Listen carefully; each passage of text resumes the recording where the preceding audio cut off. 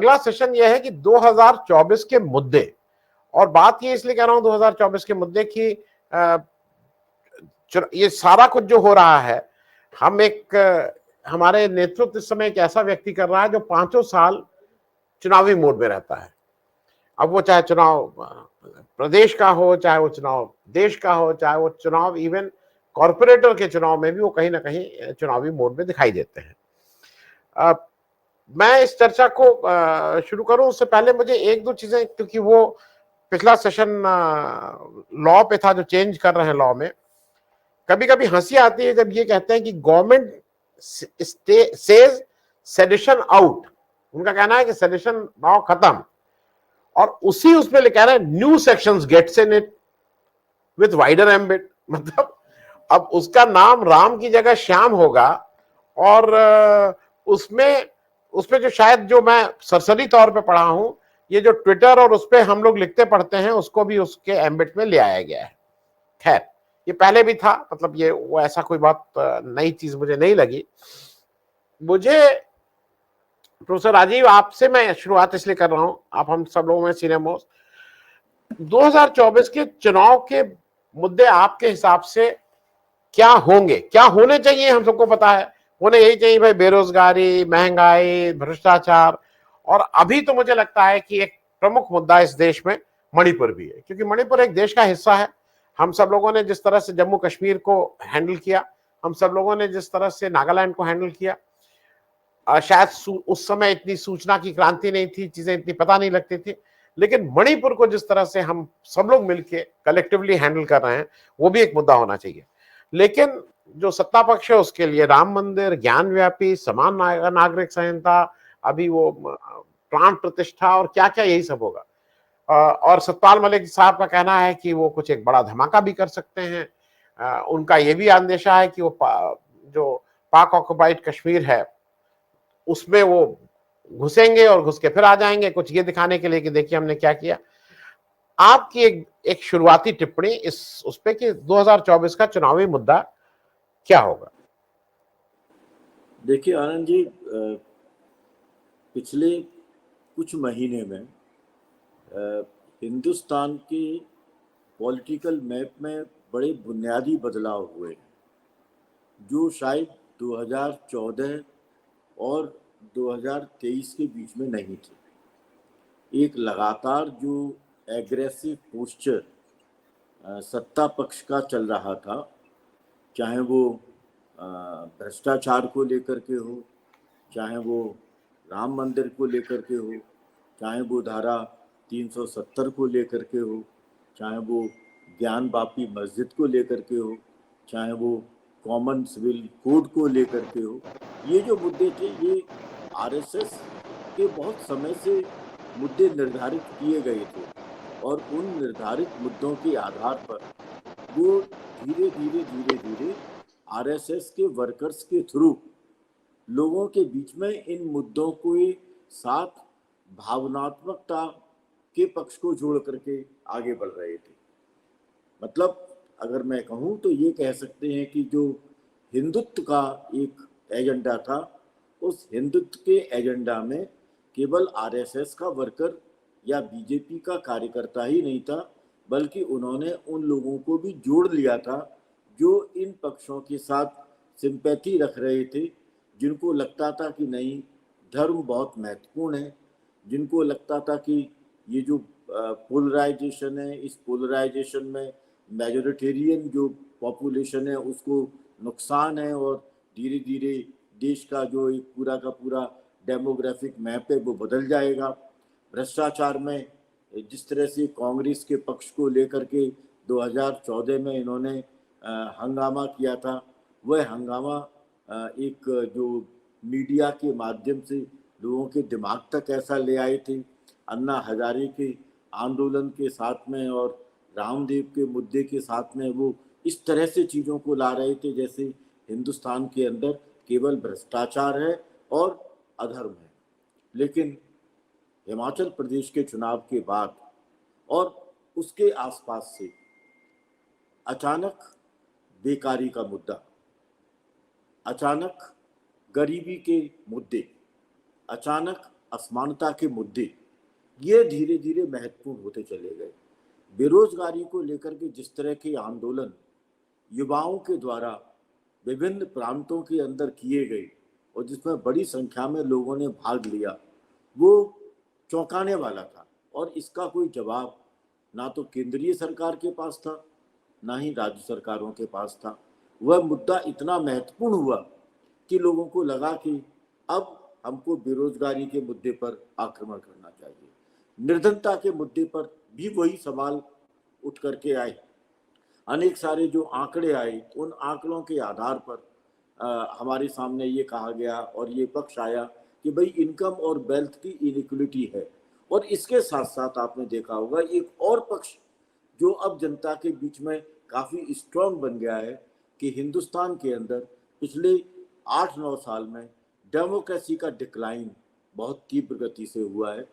Institutions का जो decline है, इंस्टीट्यूशंस की समाप्ति है, वो कई तरीके से हुई है। और मैं तो अभी भी गुजरात में हूँ, अहमदाबाद के अंदर अभी, लेकिन आज जब मेरी लोगों से बात हो रही थी यहाँ पर, तो उन्होंने कहा कि ये चीफ जस्टिस को क्यों हटा रहे हैं, कमिश्नर के अपॉइंटमेंट को लेकर, इलेक्शन कमीशन को लेकर के क्यों इस तरह के बिल्कुल आ रहे हैं? क्या इनको अब इन इंस्टीट्यूशंस के ऊपर, जुडिशरी के ऊपर भरोसा नहीं है? इस तरह का एक बदलाव मुझे हिंदुस्तान की जनता के अंदर देखने को मिल रहा है। और इसलिए मुझे लगता है कि आपने जो कहा था ना कि ये मुद्दे होने चाहिए, वो मुद्दे ही अब होंगे। ना तो राम मंदिर का मुद्दा होगा, ना ही ये कॉमन सिविल कोड का मुद्दा होगा, ना ही ज्ञानव्यापी मस्जिद का मुद्दा होगा।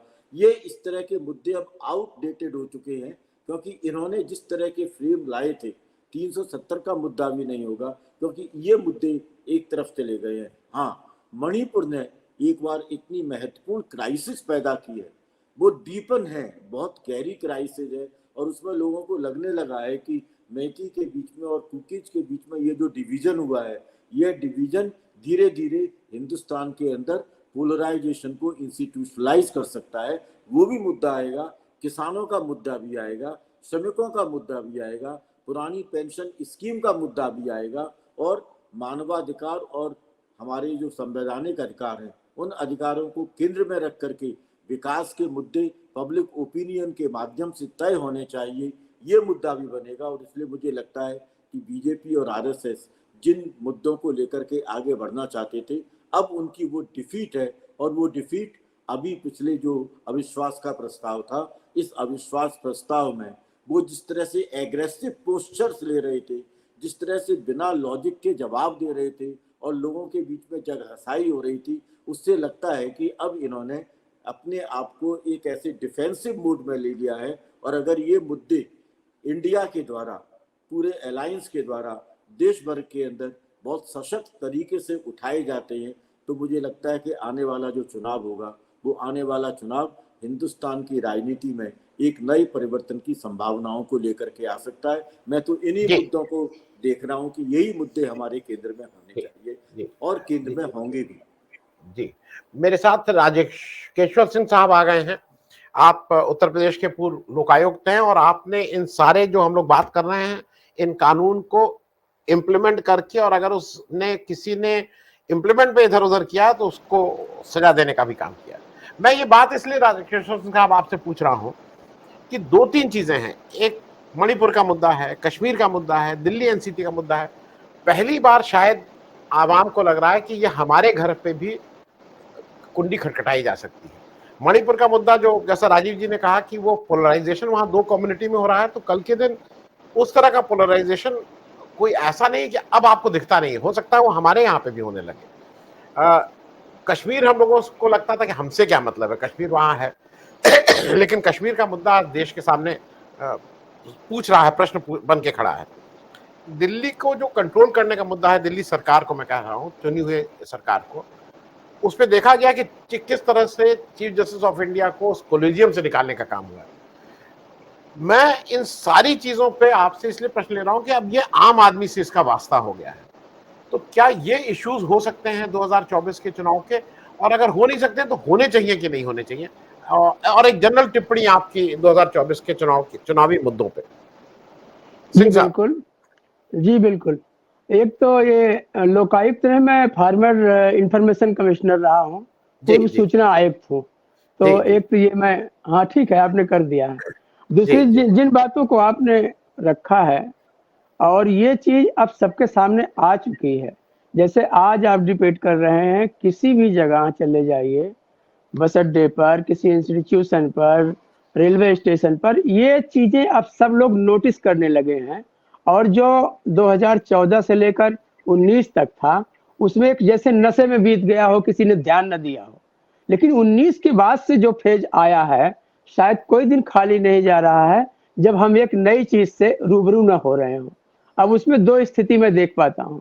एक स्थिति ये कि ये सिलसिला तो 14 से शुरू हुआ था, आज तक जारी है लगातार। बहुत दिनों तक लोगों ने नोटिस ही नहीं किया, जो हो रहा होने दो, कुछ बदलाव आएगा, कुछ अच्छा होगा। लेकिन अब जहाँ पहुँच गया है, उसमें ये चीज़ साफ-साफ दिखने लगी है। खासकर अभी ताज़ा जो हालिया डेवलपमेंट है, बेंगलुरु से शुरू हुआ, इंडिया बनना, ये सब। इसके बाद से एकदम पिच पर आ गया सब कुछ। अब उसमें 2 स्थिति दिखती साफ-साफ। जहाँ तक मुद्दे की बात है, बहुत सारी चीज़ें हैं, ये बहुत सारा काम कर भी रहे हैं। अयोध्या है, ज्ञानवापी है, अभी वो कृष्ण जन्मभूमि भी न्यास भी खड़ा हो गया। उसने भी कोर्ट में आज अपना कल दे दिया अर्जी कि नहीं साहब, इसमें हमारा दखल होना चाहिए और ज़मीन हमको मिलनी चाहिए। तो साम, दाम, दंड भेद, हिंदू, मुसलमान, मंदिर, मस्जिद सब कुछ खुल गया एक साथ। और ढिठाई भी, एक वर्ड जो होता है ढिठाई का, कि हम ये भी करेंगे, जो अभी आपने पार्लियामेंट में देखा। 2 चीज़ होती है, जब से मैं 30-32 साल पत्रकारिता में भी रहा हूँ, मैंने देखा कि एक परसेप्शन बनता है कि आप कर क्या रहे हैं। वो परसेप्शन जो पहले था, जिसको मैंने कहा एक आदमी, लोग इसमें थे कि अच्छा होगा कुछ, और पिछली सरकार गड़बड़ कर रही थी सब कुछ, और उसमें मीडिया ने बहुत बड़ी भूमिका निभाई, जिससे साबित मतलब ये मैसेज गया कि यूपीए सरकार में सब गड़बड़ ही था। अब ही भी देखा जाएगा तो उससे कम गड़बड़ नहीं है, लेकिन तब के मीडिया में अब के मीडिया में बड़ा फर्क है। हमने 10 साल दिल्ली में जर्नलिज्म किया, नेशनल ब्यूरो में, एक बड़े अखबार के। मैंने देखा कि हम जो चाहते थे, हम खबर लाते थे, लिख सकते थे। वो ऑफिसर जो हमसे मिलते थे, डिस्कशन करते थे, ये हो रहा, वो हो रहा, और हम उसको रिपोर्ट करते थे। अब उन ऑफिसर से मेरी भेंट होती तो हमसे कहते हैं कि साहब ऐसा है कि यदि हमारे पास आप 2 दिन बैठ गए और आपको मैंने कोई खबर नहीं बताई, किसी तीसरे ने भी बताई होगी, और खबर छप गई, तो आपका कुछ नहीं होगा, मेरी नौकरी चली जाएगी। तो मीडिया तो यहाँ पहुंच गया है। अब चूंकि ये है कि कोई चीज सामने आ ही नहीं रही है, जब आ कहाँ से रहा है। मैं बड़ी तादाद में देख रहा हूँ, किसी के वीडियो को 2 घंटा हुआ है, 2 घंटे में उसको 2 लाख लोग देख चुके हैं। टीवी पर ऑन करिए तो टीवी ऑन करते ही ये मैसेज लोगों को दिख जाता है, कर क्या देखें, ये चैनल में तो हमको यही मिलेगा। रोज आप किसी, जितने भी चैनल्स इस समय हैं अंग्रेजी हिंदी के, कोई भी अब सामान्य आदमी भी रिमोट उठाता है तो उसको पता चल जाता है, इस पे तो हमको यही दिखाई पड़ेगा। और ज्यादातर लोग, हमको कई ऐसे लोगों ने मिला, लोगों से मेरी भेंट हुई, जिन्होंने कहा अब मैं न्यूज चैनल्स नहीं देखता हूँ। अब वो क्या कर रहे हैं, यूट्यूब चैनल से देख रहे हैं। कम से कम एक फोरम है जहां बात हो रही है, जहां से लोगों तक चीजें जा पा रही हैं। नहीं तो राहुल गांधी की अमेरिका यात्रा किसने दिखा दिया था, या भारत जोड़ो यात्रा किसने दिखा दिया था, किस चैनल ने। तो एक बड़ी नोटिस वाली बात यह है कि अब जो कुछ भी है वो बाहर नहीं आ पा रहा। अब रही बात मुद्दा कैसे बने, बाहर नहीं आ रहा। अब मुद्दा इससे बन रहा है कि उसको चीजें असर कर रही, इसलिए मुद्दा बनेगा। मसलन 300 रुपए किलो टमाटर जो खरीदेगा, वो चैनल पे नहीं जाएगा चैनल में क्या चल रहा है, उसको असर करेगा 300 रुपया किलो टमाटर हम खरीद रहे हैं। अभी पीक सीजन में गेहूं चल रहा था, सरकार ने जो मियाद दी थी इतने दिन तक गेहूं की प्रोक्योरमेंट होगी, 20 सीजन में ही उसको रोक दिया, क्योंकि आने वाले समय में चुनावी साल है और जितने खाद्यान्न की हमको जरूरत पड़ेगी, जो हर साल चुनाव में काम करता है, खाद्यान्न भी एक टूल हो गया, उसके लिए क्राइसिस है। अभी कुछ दिन पीछे, एक हफ्ते के भीतर ही चावल के निर्यात पर भी रोक लग गई। तो अब सरकार चारों तरफ से महंगाई, अनाज और तमाम सारी चीजें, अब उसकी कोशिश ये है कि हम किसी चीजों को दाब दें, अब बाहर आने ही ना पाए। अभी जो तात्कालिक तौर पे दिख रहा है, मुझे ऐसा लगता है कि ये रुकेगा नहीं। क्यों? क्योंकि पार्लियामेंट में अभी पिछले दिनों जो मणिपुर पे हुआ, कि भाई इसमें किसी को भी क्या ऐतराज हो सकता है, यदि मणिपुर में एक विमर्श बनाया गया लगभग 15-20 दिन तक। सरकार जवाब देने को तैयार, विपक्ष तैयार ही नहीं है। और विपक्ष कह रहा हम जवाब चाहते हैं सरकार से। इसी में 15-20 दिन बीत गया। होना क्या था, जिस दिन से मणिपुर पर नोटिस आई, 68 सांसदों ने राज्यसभा में दिया, राज्यसभा के सभापति ने उसको खारिज कर दिया।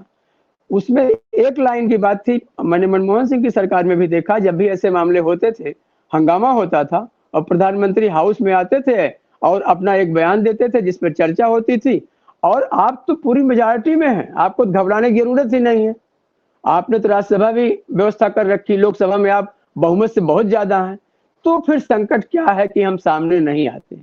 सामने न आना ही ये बता रहा है कि कुछ मुद्दे इतने बड़े हो गए हैं जो रोके तो जा रहे हैं लेकिन रुकेंगे नहीं चुनाव में।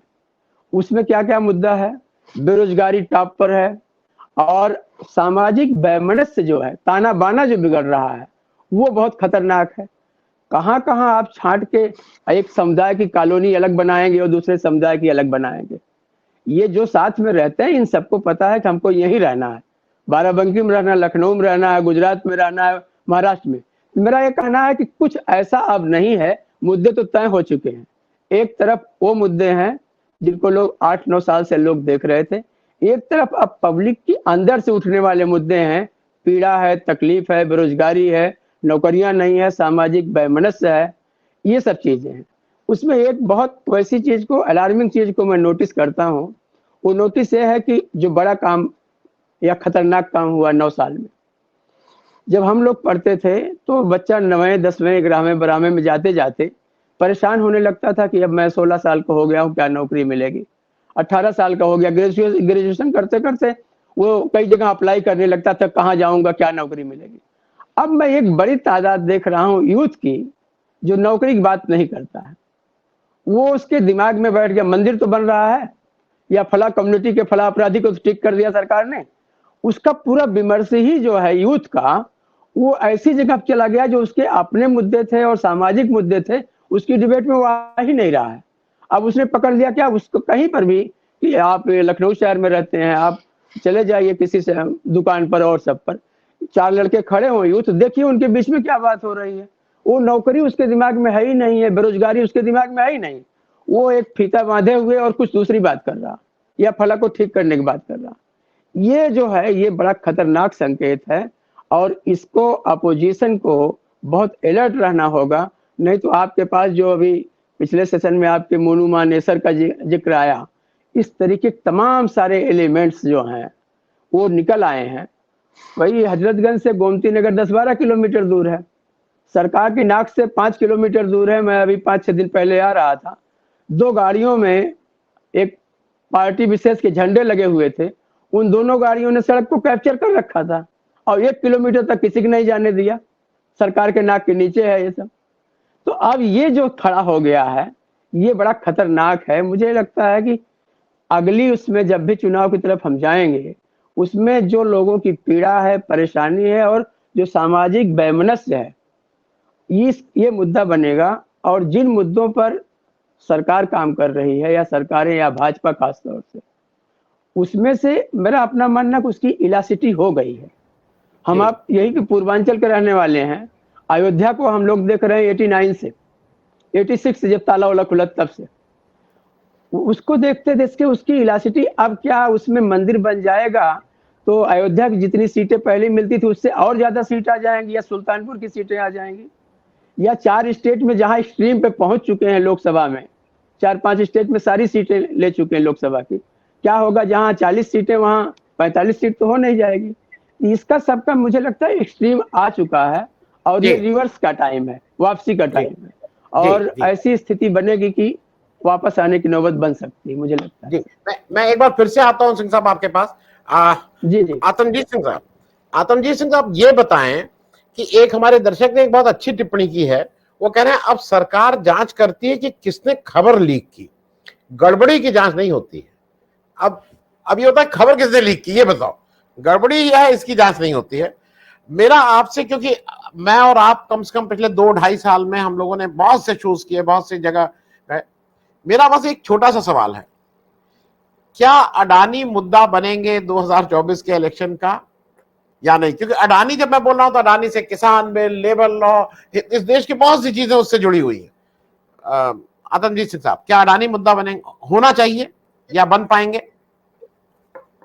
देखिए, आपने एक चीज तो देख ली, जब पार्लियामेंट में सेशन होता है तो आप ऑपोजिशन पार्टीज के एमपीज जब मोदी जी की बात करते हैं, अमित शाह जी की बात करते हैं और मिनिस्टर्स की बात करते हैं तो सब चुपचाप सुनते हैं।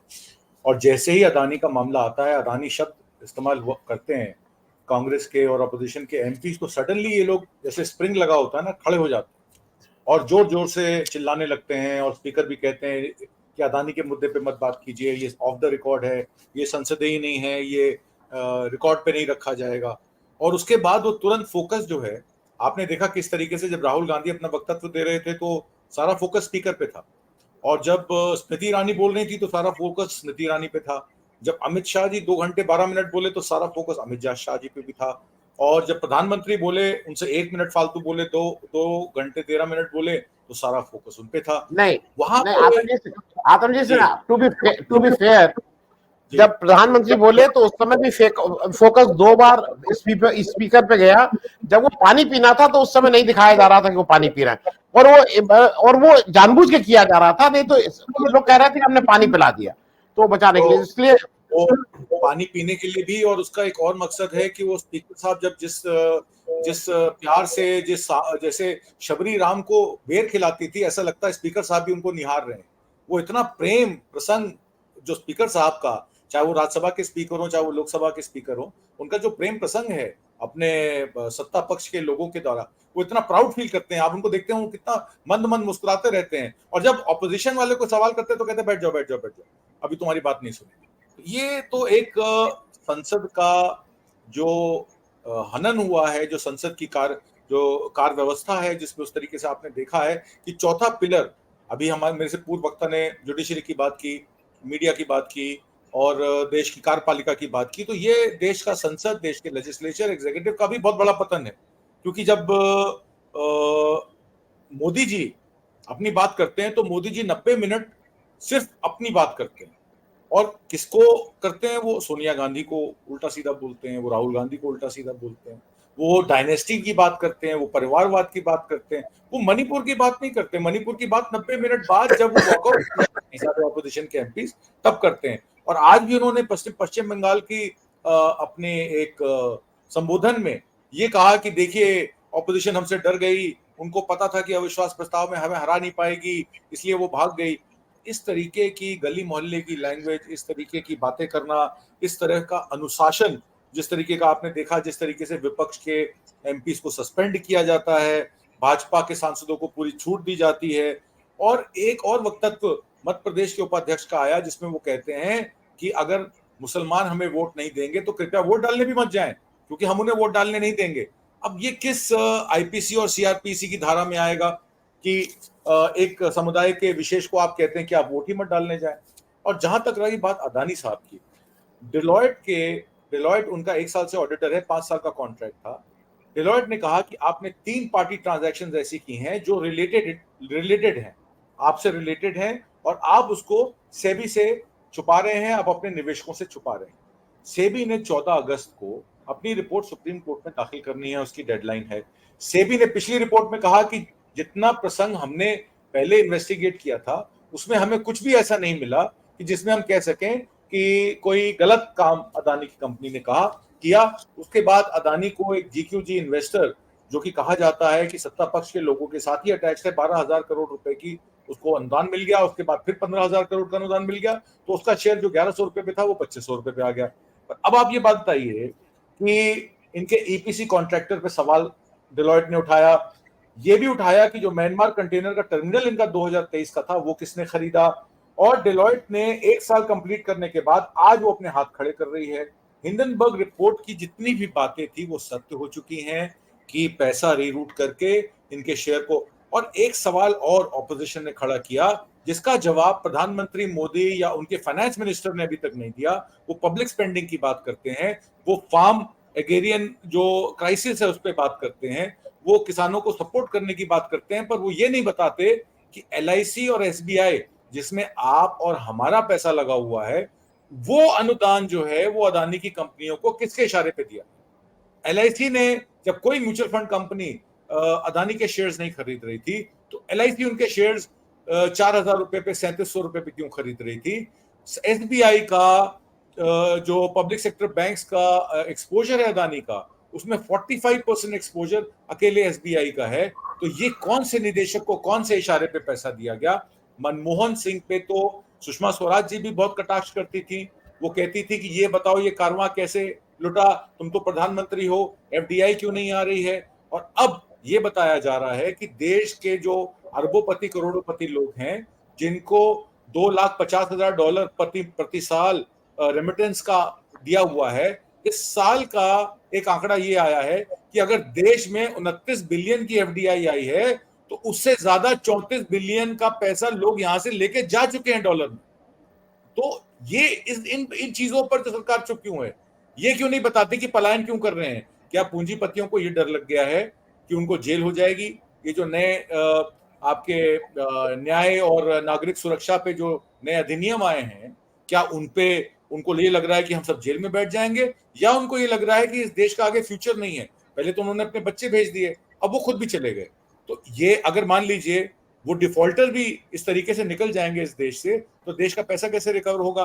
14.5 लाख करोड़ रुपए का पैसा जो है वो बट्टे खाते में डाल दिया गया है। और अगर ये सरकार अगले 5 साल रही, तो कोई बड़ी बात नहीं है कि इस देश के पब्लिक सेक्टर बैंक्स को प्राइवेटाइज करके प्राइवेट हाथों में दे दिया जाए, जो कंपनी अदानी और अंबानी जैसे लोग ही चलाएंगे, और हम और आप जो है वो 5 लाख की इंश्योरेंस के पे ही डिपेंडेंट रहेंगे। तो ये एक बहुत बड़ा मामला है जिस पे हम लोगों को विचार करना चाहिए। जी जी जी।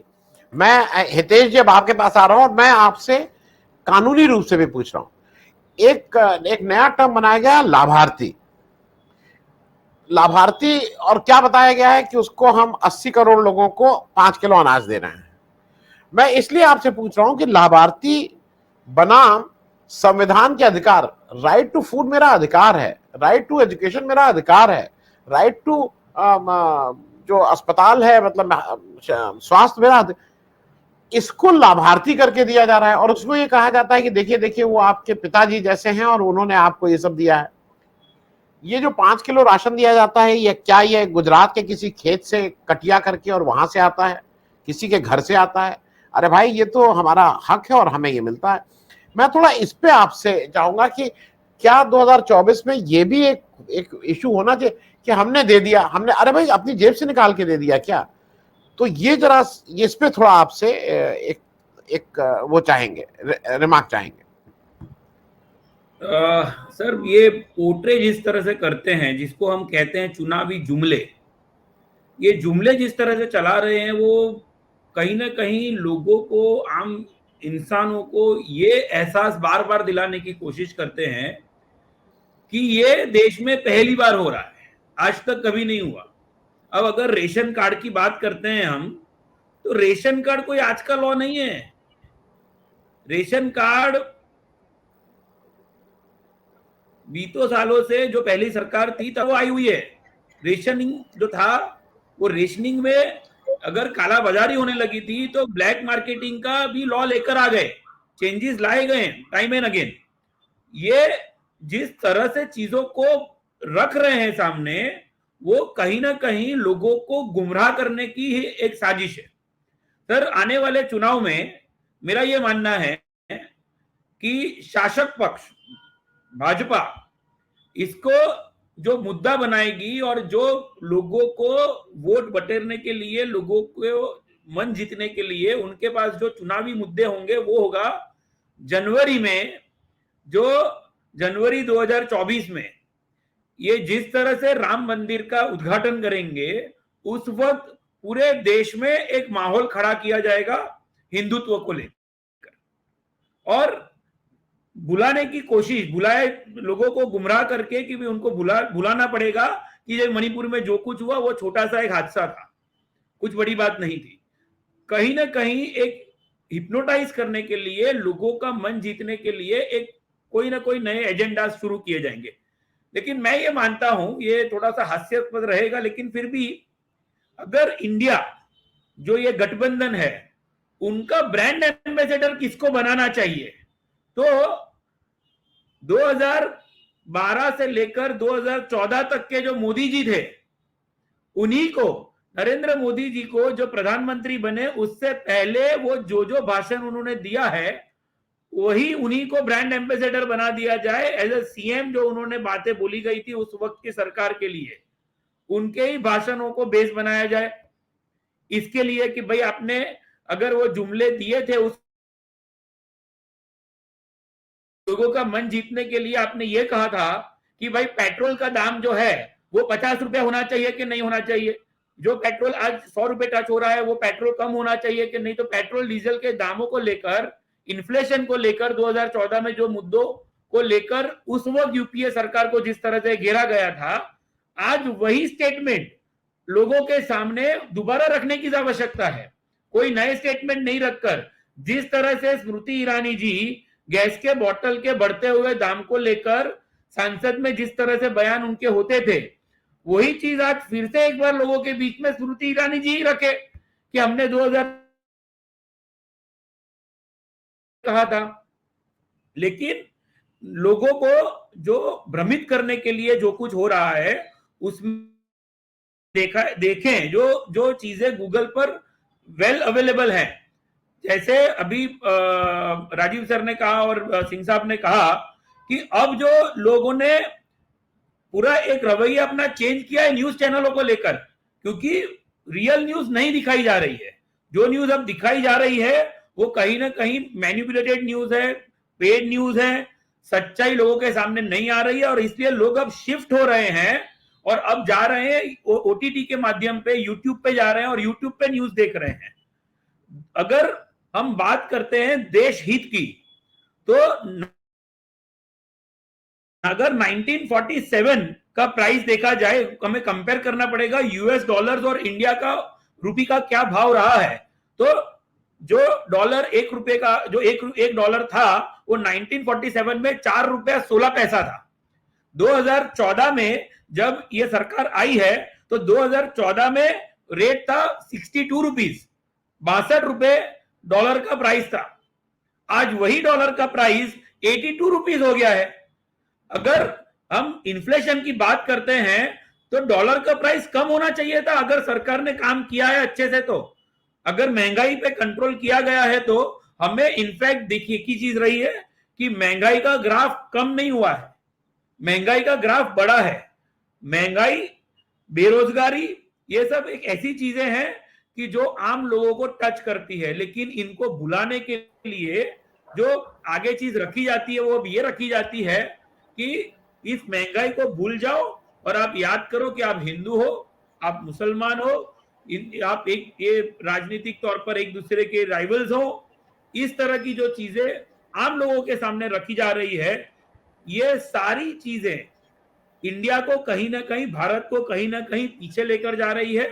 अगर हम बात करें प्रोग्रेसिव इंडिया की, अगर हम बात करें प्रगति की, तो अच्छे स्कूल, अच्छी शिक्षा, अच्छे hospitals, health services, basic rights of every citizen, उसको किस तरह से हम सिक्योर कर सकते हैं, ये बहुत जरूरी है। मैं बात गुजरात से कर रहा हूं, मैं बात गुजरात की अगर करूं तो गुजरात के ही 9 लाख बच्चे अभी जो एक नए लॉ लेकर आए हैं उसकी वजह से 9 लाख बच्चों को फर्स्ट स्टैंडर्ड में एडमिशन नहीं मिला है। उनको कहा गया है कि इधर आप घर बैठ जाओ, आप या रिपीट करो। लेकिन उनके भविष्य के साथ जिस तरह का खिलवाड़ सरकार कर रही है, जिस तरह का खिलवाड़ सरकार ने किया, वो इररिपेरेबल लॉस है। और ये इररिपेरेबल लॉसेस मैं समझता हूं वहां तक किसी भी तरह से देश के भविष्य के लिए, एक आने वाले दिन के लिए हम लोगों के लिए कठिनाइयों का और सामना करना पड़ेगा। यही परिस्थिति होगी, देखते हैं। और ये जो चुनावी जुमले हैं वो कहीं ना कहीं और बढ़ते रहे। जी जी, राजकिशोर सिंह साहब, मैं आपके पास आता हूँ। अभी चूंकि आनंद सर इसको होस्ट कर रहे थे और उन्होंने एक छोटा सा ब्रेक लिया, वो भी फिर लौटते हैं। सर, जिस तरीके से अभी संसद के सत्र में, मानसून सत्र में भी देखा गया कि किस तरीके से वहां पर नारे लग रहे थे, मोदी मोदी, और ये सारी चीजें हो रही थी, कैसे जो है जिस तरीके से रैलियों में होता है कि नेता आधी चीजें बोलता है और फिर बाकी पार्ट जो है वो वहां पर बैठे हुए लोगों से बुलवाने का काम किया जाता है। इसके अलावा हम ये लगातार देखते आ रहे हैं कि बतौर प्रधानमंत्री जब वो किसी सरकारी कार्यक्रमों में जाते हैं हमारे प्रधानमंत्री, तो वहां जो वो भाषण देते हैं वो पूरी तरीके से सरकारी कार्यक्रम में भारतीय जनता पार्टी का चुनावी भाषण होता है, एक तरीके से वो बिल्कुल चुनाव वाले फॉर्म में रहते हैं और चुनाव वाली ही बातें करते हैं। वहां पर वो एज अ प्राइम मिनिस्टर दिखाई नहीं देते, बल्कि हमेशा ये देखा जाता है कि वो भारतीय जनता पार्टी के एक नेता के तौर पर उसमें बोलते हैं, अपना भाषण देते हैं, चाहे भले ही वो कार्यक्रम किसी उद्घाटन का कार्यक्रम हो या फिर किसी भी और तरीके का सरकारी कार्यक्रम। सर, मैं समझना ये चाहता हूं आपसे कि क्या ये जो सारी कवायद है, क्या वो नागरिक से प्रजा बनाने की ओर बढ़ रहा है, बढ़ाई जा रही है धीरे धीरे, जैसा कि अभी इसी मानसून सत्र में अमित शाह ने अविश्वास प्रस्ताव के ऊपर बोलते हुए ये बात कही भी थी, और ये ऑन रिकॉर्ड है, कोई ऐसा नहीं है कि मैं अलग से पूछ रहा हूं। उन्होंने कहा कि ये अविश्वास प्रस्ताव विपक्ष जो है जो लेकर के आया है उसमें प्रजा का इंटरेस्ट नहीं है, ये बात उन्होंने खुद कही थी। तो सर, क्या नागरिक से प्रजा की ओर बढ़ने लगा है देश अब? इस रूप में सीधे तौर पे तो मैं प्रजा वाली बात पे नहीं सहमत होऊंगा, लेकिन जो बात आपने कही है कि पार्लियामेंट में जैसे हुआ, मैंने 10 साल तक पार्लियामेंट कवर किया है और पार्लियामेंट में कभी मैंने ऐसा नहीं देखा कि प्रधानमंत्री पहला जुमला बोलते हो, पूरा सदन उसमें नारे को पूरा करता हो। अमूमन नारे का यही होता है, एक आदमी नारे में आवाज देता है, बाकी जनता जो है, बाकी भीड़ जो है या जो लोग हैं उसको पूरा करते हैं। तो ये भाषण का तो पहली मर्तबा ऐसा चीज मैंने पार्लियामेंट में देखा। मैंने 10 साल में कभी ये स्वरूप नहीं देखा।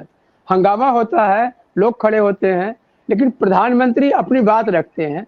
ऐसा कभी नहीं मैंने देखा प्रधानमंत्री नारे के रूप में इस चीज को ऐसे करे कि वो पहला सेंटेंस बोले, बाकी लोग उसको पूरा करें। एक तो वो बात बिल्कुल अलग है जो बताता है कि हम कहीं जो हमारा परंपरा रही संसद चलाने की और चीजें, उससे हम बहुत आगे निकल गए हैं।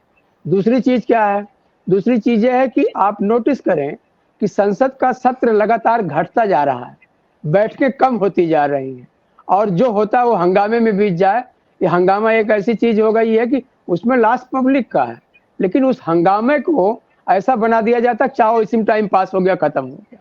दूसरा जो आपने कहा सरकारी कार्यक्रमों को, यह कोई नई बात नहीं, एक अरसे से कई साल से हम ऐसा देख रहे हैं। क्योंकि अभी चीजें जिस मोड में हैं उसमें कोई वो सब चीज पे सवाल ही नहीं उठ रहा। जो सवाल आपने पूछा, ये सवाल तो रिपोर्ट भी हो सकता था कहीं पर। किस मीडिया में आप देखते हैं कि ये रिपोर्ट होता है? न्यूज चैनल्स पर या प्रिंट मीडियम कहीं देखते हैं रिपोर्ट होता है? ये सब नहीं रिपोर्ट होता है। क्यों? कि यदि आप रिपोर्ट करोगे तो जिस काम के लिए, जिस धंधे में आप उतरे, आपका धंधा बंद हो जाएगा। ये जो धंधे के नाते हो गया। एक्चुअली कुछ चीजें ऐसी हैं जिसमें हमें ये देखना पड़ता है ना। एक सेंटेंस आपने सुना होगा, लोग बार बार कहते हैं इस देश की पुलिस ठीक हो जाए तो सब ठीक हो जाएगा। पुलिस का पड़ोसी लेखपाल है, यदि मान लो उसके 4 मकान बन रहे, पुलिस वाला क्यों ठीक हो जाएगा भाई? मीडिया वाले कहा जाता है मीडिया ठीक हो जाए। मीडिया को ठीक होना चाहिए, ये एक यथार्थ है, और उसका ठीक होना सबसे जरूरी है, क्योंकि वो लोकतंत्र का चौथा खंभा है। लेकिन वो ठीक नहीं रह पा रहा है। क्यों नहीं रह पा रहा है? उसको चाहिए अपना रेवेन्यू, उसको चाहिए अपनी कमाई, और उसके नाते वो क्या क्या काम कर रहा है, उसको जो इंटरनल जानते हैं वो पब्लिक नहीं जान पाती। इंटरनल जो जानते हैं वो बहुत खतरनाक है।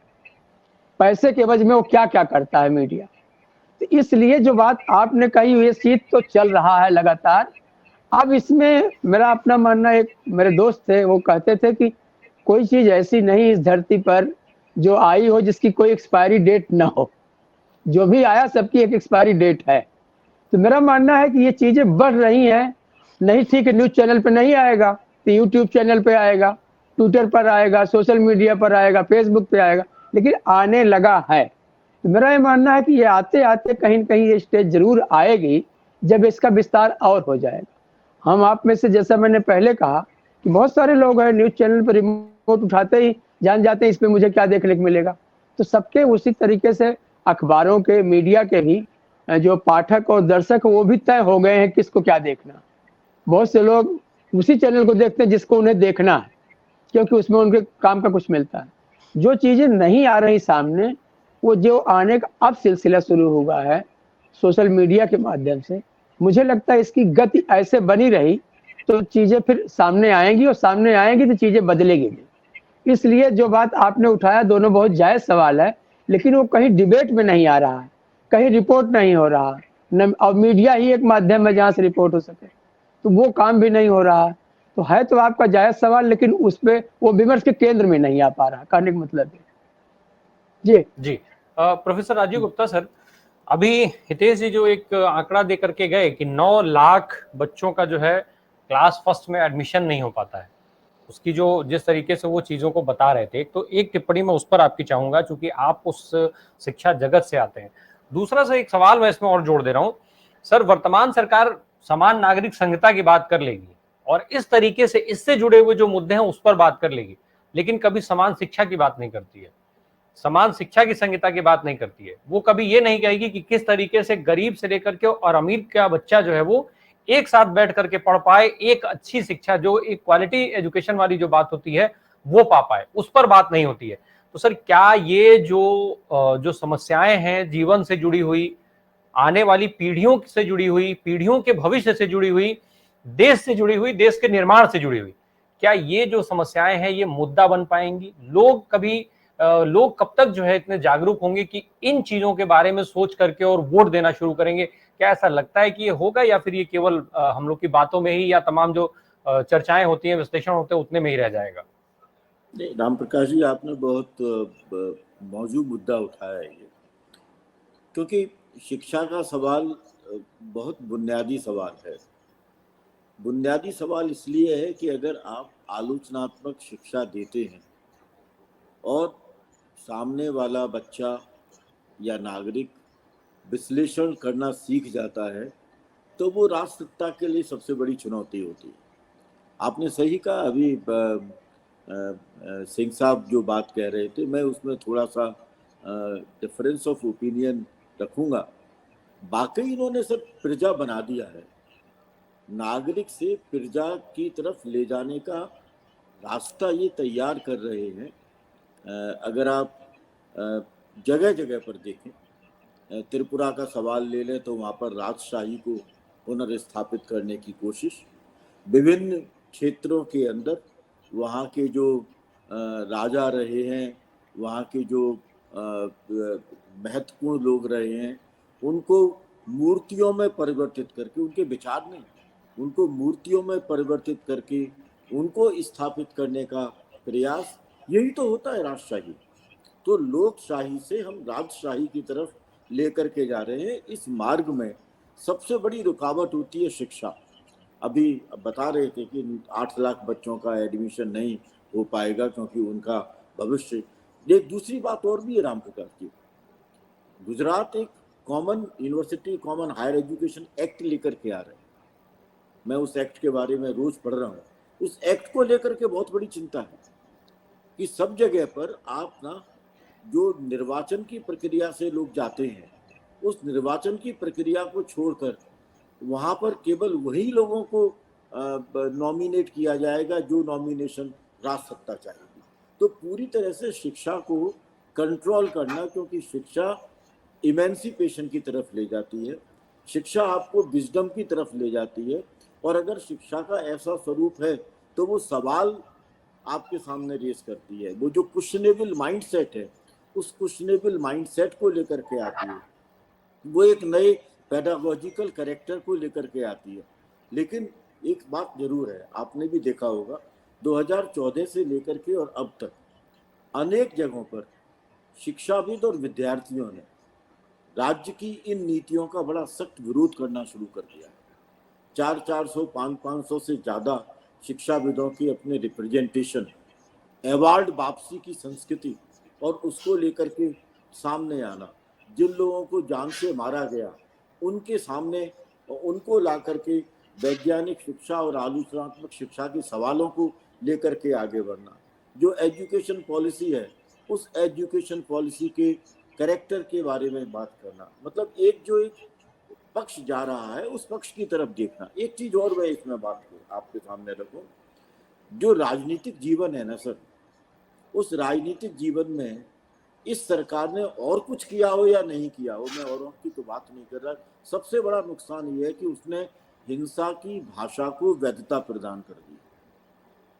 वह हिंसा की भाषा हर एक, मतलब जो सत्ता पक्ष के लोग हैं उन सत्ता पक्ष के लोगों में आती है। ऐसा लगता है कि आक्रामकता के अलावा और कुछ वहां है ही नहीं। वो जो भी बोलते हैं उसमें सिर्फ और सिर्फ आक्रामकता नजर आती है। ये राजनीतिक दलों की भाषा भी नहीं है, ये भाषा तो वो है कि या तो तुम ये करो, नहीं तो ये सहने के लिए तैयार हो जाओ। ये जो एक फांसीवादी चरित्र है, ये जो एक अथॉरिटेरियन रिजीम है, उस अथॉरिटेरियन रिजीम के अंदर शिक्षा सबसे बड़ा मतलब हथियार बन सकती है इस रिजीम को तोड़ने का। और इसलिए आपने तो ध्यान है, मैं उन चीज़ों की चर्चा नहीं कर रहा कि जब नाजीवाद और फांसीवाद था तो लाइब्रेरी जला दी गई थी। यहाँ पर भी लाइब्रेरीज जलाई गई। कुछ पुणे का उदाहरण हमारे सामने है। आज बनारस के अंदर जो जयप्रकाश नारायण का और विनोबा भावे का जो वो था, वहाँ उसको तोड़ दिया गया, उस पर बुलडोजर चला दिया गया। तो ये सब वो लोग करेंगे, ये वैचारिकी को समाप्त करेंगे और हमें मूर्तियों के जंगल में फंसाना चाहते हैं। वो चाहे मूर्तियाँ धर्म से जुड़ी हों या फिर राजाओं से जुड़ी हों या इनके दृष्टि में जो महत्वपूर्ण व्यक्ति हैं उनके साथ जुड़ी हों। लेकिन एक चीज़ जो मैं आपको बताऊं और जो मैं देख रहा हूँ बड़ी तेजी से, लोग अब इन चीज़ों को एक्सेप्ट करने के लिए तैयार नहीं है। एक बहुत बड़ा तबका इन चीज़ों का विरोध करने लगा है। असहमति की संस्कृति और विरोध की संस्कृति अब धीरे धीरे सड़कों पर भी दिखने लगी है। और वह अगर 2024 के चुनाव के पहले तक मोमेंटम ले लेती है इंडिया के माध्यम से और जो विभिन्न विपक्ष हैं उनके माध्यम से, तो ये चुनाव, मैंने पहले भी अपने वक्तव्य में कहा कि ये चुनाव भारतीय राजनीति के अंदर एक नए किस्म के बदलाव की संभावनाओं को लेकर के आ सकता है। जी आतमजीत सर, एक सवाल थोड़ा सा, हालांकि हो सकता है वो इस टॉपिक को बहुत ज्यादा टच ना करता हो। अभी हमने पीछे जो बिल्स तमाम जिस तरीके से सरकार लेकर के आई, उसमें ओटीटी को लेकर के और भाषा को लेकर के भी बिल लाए गए थे। सर, जो अभी जिक्र राजीव सर भी कर रहे हैं भाषा को लेकर के, सर हेट स्पीच पर सुप्रीम कोर्ट ने जो टिप्पणी की थी वो हम सबको याद है, किस तरीके से सुप्रीम कोर्ट ने उस पर फटकार लगाते हुए और कितने सख्त टिप्पणी की थी।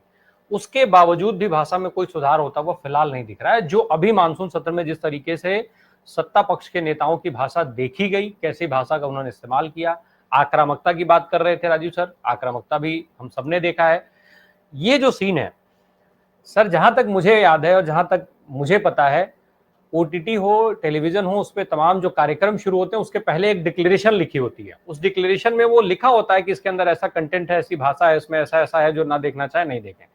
पर संसद की कार्यवाही जब शुरू होती तो कोई डिक्लेरेशन नहीं होता है, और संसद की कार्यवाही तमाम जो बच्चे पढ़ते लिखते हैं वो भी देखते हैं, और उसके अलावा बाकी लोग जो देखते हैं देखते ही हैं।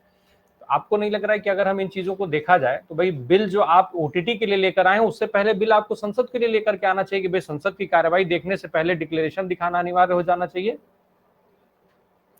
बिल्कुल, आपकी बात सही है कि जिस तरीके की असंसदीय भाषा का इस्तेमाल किया जा रहा है ट्रेजरी बेंच द्वारा, सत्ता पक्ष द्वारा। आपने देखा मीनाक्षी लेखी जी ने अपने वक्तव्य के दौरान कैसे किसी को धमकी दी कि मैं तुम पे ईडी भेज दूंगी, ज्यादा बात मत करो, चुप रहो। फिर दूसरी बात है कि स्पीकर का रोल क्या रह जाता है। अगर आप राज्यसभा और लोकसभा के स्पीकर्स को देखें तो लोकसभा के स्पीकर तो सारा टाइम जो है वो अपने मेंबर पार्लियामेंट्स को और मिनिस्टर्स को देते हैं कि आपको जो कहना है कहिए और जितनी देर बात करनी है करिए, उन पे तो कोई स्टॉप वॉच नहीं लगती। पर जब इधर विपक्ष के लोग अपनी बात करने लगते हैं या बिल के प्रस्ताव पर अपनी ऑपोजिशन करने लगते हैं तो उनको बार बार टोका जाता है। और धनखड़ साहब तो पता नहीं कहाँ का एक स्कूल का जो हेडमास्टर होता है, पुराने स्कूल का हेडमास्टर, जिसकी अपनी कुछ व्यथाएं होती हैं, अपनी कुछ दिक्कतें होती हैं, अपनी कुछ प्रॉब्लम्स होती हैं, वो डंडा लेकर अपनी ही बात करता रहता है, चाहे वो उस सब्जेक्ट से मुताल्लिक हो कि ना हो। वो डिसिप्लिन की बातें करता है। वो इस तरह से कहता है कि देखिए, मैं, आप इतने एस्टीम्ड पार्लियामेंटेरियन हैं, आपको ये शोभा नहीं देता, मैं तो आपको निकालना नहीं चाहता था पर मुझे मजबूरन करना पड़ा। और 3 मेंबर पार्लियामेंट आम आदमी पार्टी के, सुशील कुमार रिंकू, राघव चड्ढा और संजय सिंह, उन लोगों को एक प्रिविलेज कमेटी की इंक्वायरी तक उनको बाहर कर दिया जाता है पार्लियामेंट से। वो प्रिविलेज कमेटी की इंक्वायरी कब होगी, कौन उस कमेटी के मेंबर होंगे, उसका क्या रिजल्ट होगा, तो मतलब 2024 तक तो इन तीनों की एंट्री मुश्किल है। और जैसे कि पूर्व वक्ताओं ने कहा, इलेक्शन कमीशन में जब सीजीआई का आदेश हो गया, सुप्रीम कोर्ट का आदेश हो गया कि सीजीआई जो है वो एलओपी के साथ, प्रधानमंत्री के साथ बैठ के तय करेंगे कि इलेक्शन कमिश्नर जो है वो निष्पक्ष हो, ताकि जो ईवीएम के मामलों पे या वीपैट के, अब 2019 की काउंटिंग में वीपैट के मामले पर बड़ा क्लियर डायरेक्शन है सुप्रीम कोर्ट का कि वीपैट की जो काउंटिंग है वो मशीन से करवाई जाए और कम से कम 20% ईवीएम्स की काउंटिंग जो है वीपैट से होनी चाहिए, वीवीपैट से, पर वो नहीं कराई गई। और अब यहां तक कह दिया गया है कि अब जो इलेक्शन कमिश्नर होंगे उसको तय करने के लिए लीडर ऑफ ऑपोजिशन होंगे। लीडर ऑफ ऑपोजिशन जिनको संसदीय प्रिविलेज कमेटी के उस पे आदेश पे छोड़ दिया गया है कि वो कब आएंगे कब नहीं आएंगे। दूसरे प्रधानमंत्री होंगे और एक यूनियन मिनिस्टर होंगे। तो मतलब 2:1 का रेशियो। यही दिल्ली की प्रिविलेज जो आपने देखा सिविल सर्विसेज का जो नया बिल आया है उसमें भी सीएम के बिल्कुल दोनों हाथ पैर बांध दिए गए हैं।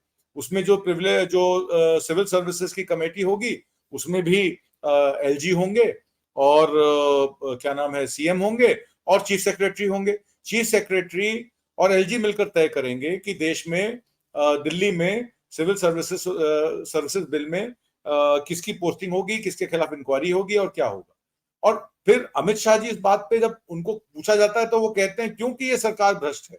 मतलब दिल्ली की सरकार भ्रष्ट है, राजस्थान की सरकार भ्रष्ट है, छत्तीसगढ़ की सरकार भ्रष्ट है, केरल की सरकार भ्रष्ट है, तमिलनाडु की सरकार भ्रष्ट है। सिर्फ दूध के धुले जो हैं वो डबल इंजन की सरकार है।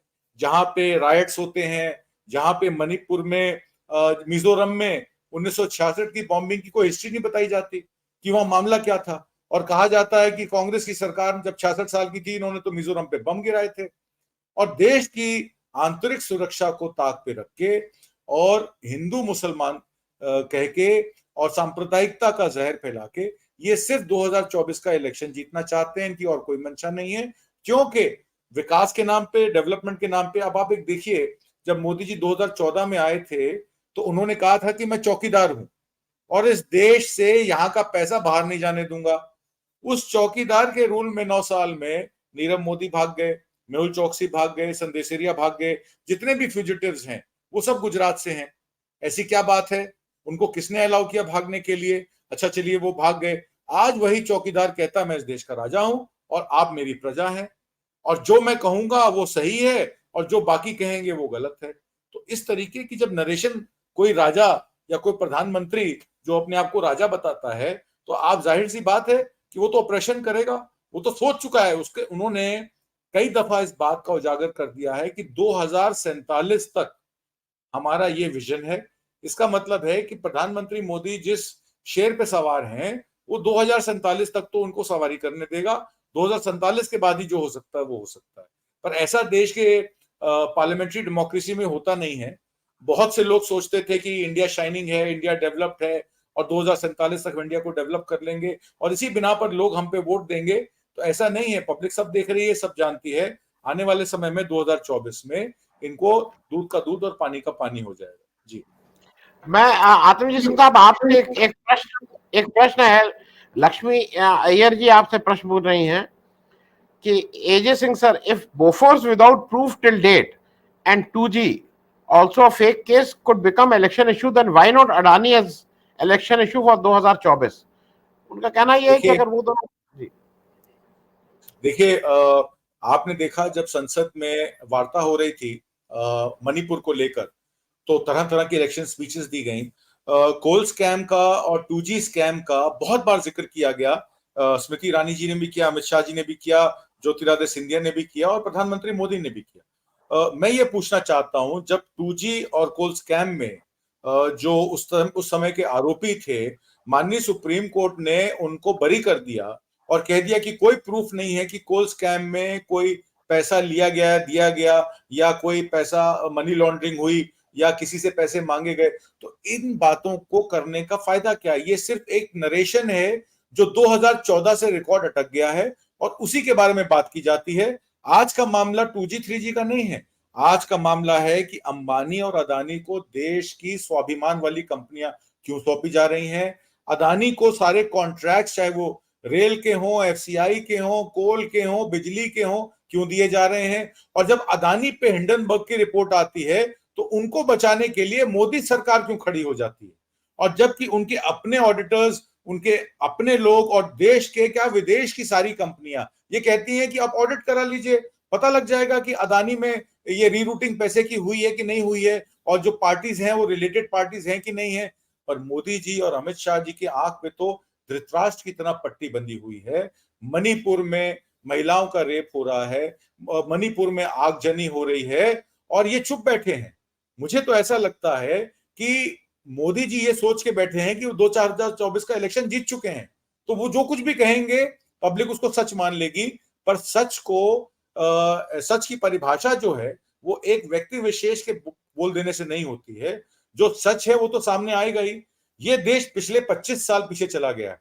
आपने देखा किस तरीके से जब 2014 में सत्ता बीजेपी को दी गई तो उस टाइम 7.9 to 8% जीडीपी रेट था।